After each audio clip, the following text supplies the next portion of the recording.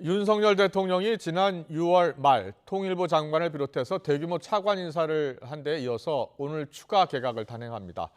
차기 대법원장 후보자로 이균용 서울고등법원 부장판사를 지명했고 오후에는 차기 산업부 장관 후보자와 차관 인사도 발표합니다. 오송 지하차도 참사 책임 논란으로 해임 건의가 이루어진 행정중심 복합도시 건설청장도 바뀝니다. 취재 연결합니다. 박소정 기자. 네, 용산 대통령실입니다. 오늘 오전에 신임 대법원장 후보자 발표가 있었죠? 네, 그렇습니다. 오늘 오전 11시 김대기 대통령 비서실장의 발표가 있었는데요. 차기 대법원장 후보자로 이균용 서울고등법원 부장판사를 지명했습니다. 김 실장은 이 부장판사에 대해 32년 동안 재판과 연구에 매진한 정통법관이라고 소개했습니다. 장애인 권리를 대폭 신장한 판결로 수상도 했고 노동자 권리를 보호하고 개인 초상권을 광범위하게 인정하는 판결도 했다며 사회적 약자의 인권을 신장하는 데 앞장선 법관이라고 높이 평가했는데요. 잠시 들어보겠습니다.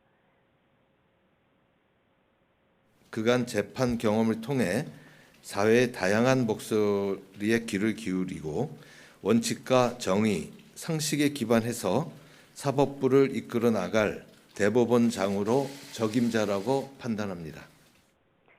이균용 대법원장 지명자는 1962년생의 경남 출신으로 사법연수원 16기입니다.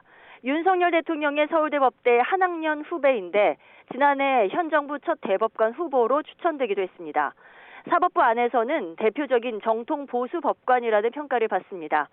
오늘 발표에 이 지명자는 자리하지 않았는데요. 최근 모친상으로 오늘 발인제를 지내는 날이라 소감 발표도 추후로 미룬 것으로 전해졌습니다. 김명수 현 대법원장의 임기는 다음 달 24일까지입니다.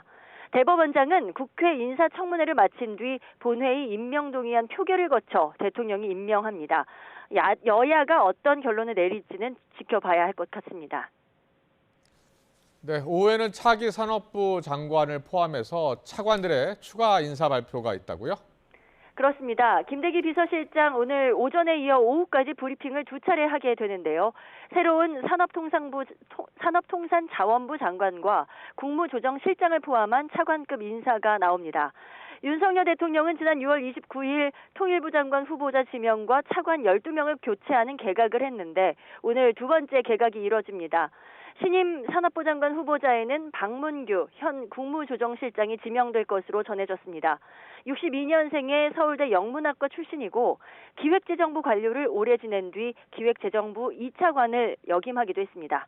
국무조정실장 자리에는 방기선 기획재정부 1차관이 내정될 것으로 보이고 그 외 행정안전부 차관 등 차관 인사 여러 명이 발표될 예정입니다.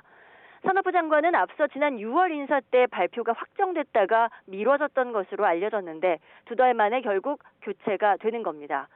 한덕수 국무총리가 지난달 말 인사 조치를 건의했던 행정중심 복합도시 건설청장에 대한 인사도 오늘 함께 발표됩니다. 국토부 관료 출신의 김형렬 기계설비건설공제조합 이사장이 내정된 것으로 알려졌습여습니다. 이상래 현 행복청장은 오송 지하차도 참사 이후 책임 논란에 휩싸이면서 한 총리가 사실상 해임 건의를 했는데 20여일 만에 윤 대통령이 해임을 제거한 것으로 보입니다.